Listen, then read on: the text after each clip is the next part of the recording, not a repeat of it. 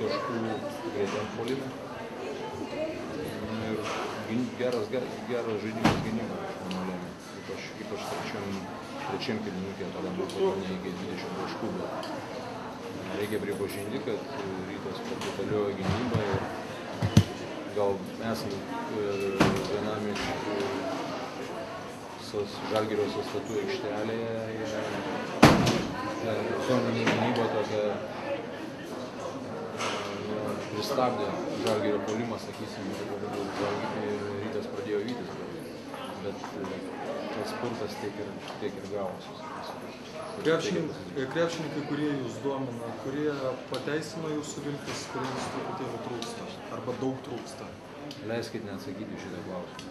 Gaila. Jūsų nuomonė Rytas turi šansą atsitiesti ar ne?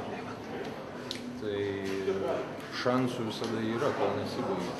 Niekas, kaip pasakyti, nesibaigia, kol nesibaigia.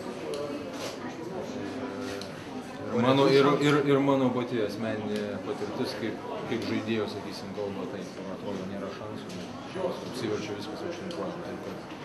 Serija baigėsi tik tada, kada jinai baigėsi.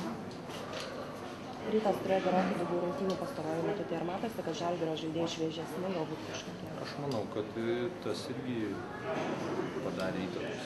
Tai nepraeina be pėdsakų. Yra taip, kaip yra. O ar gali finalams nereikia jėgų? Jūs paklauskit žaidėjo, bet aš tik sakau, kad tai nepraeina be pėdsakų. Kiekvienas finalinis ketvirtas, kiekvienas finalas atima tam tikrą dalį emocijų, energijų ir pasakyti dalykų.